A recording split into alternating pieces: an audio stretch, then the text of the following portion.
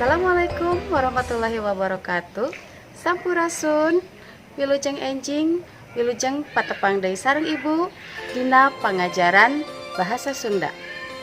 Dina pangajaran bahasa Sunda ayeuna urang diajar ngeunaan rupa-rupa pakasaban jeung babasan.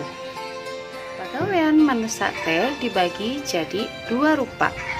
Anu kahiji nyaeta pagawean anu ngahasilkeun barang. Anu kaduana nyaeta pagawean anu ngahasilkeun jasa. Pagawean anu ngahasilkeun barang contona nyaeta anu kahiji aya patani. Ieu mah geus eces. Urang moal bisa meuli beas mun eueuh patani. Kitu deui sayuran jeung bubuahan. Eta teh ladang gawe patani. Pagawean para patani hasilna jadi sumber kadaharan nu terus dijual di warung, di toko, atawa di supermarket. Anu kadua nyaeta pamayang.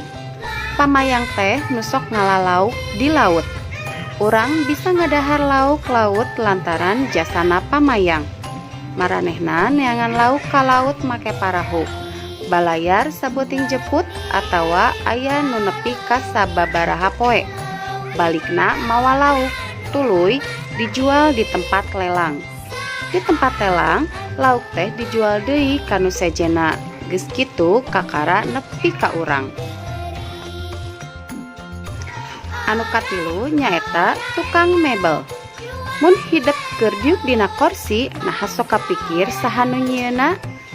Eta teh hasil pagawean tukang mebel. Lomari, meja, rak, KBG beunang tukang mebel. Guna pisan apan keur urang mah da kacipta meureun mun di sakola eueuh meja jeung kursi hidup bakal diajar bari ngampar. Anu terakhir nyaeta aya pandai. Artina nyaeta tukang nyieunnan barang atawa parabot anu tina besi. Anu kadua nyaeta pagawean anu ngahasilkeun jasa. Hartina nyaeta pagawean anu mere mangfaat kanu lain tapi lain mangrupa barang. Contona nyaeta aya guru, polisi, dokter, supir, jeung sajabana. Materi anu kadua nyaeta ngeunaan babasan. Babasan hartina sawatara susunan kecap anu hartina teu sarua jeung harti sawajarna. Tapi biasana geus dimafhum ku sararea. Contoh babasan nyaeta nu kahiji aya gede hulu. Hartina nyaeta sombong.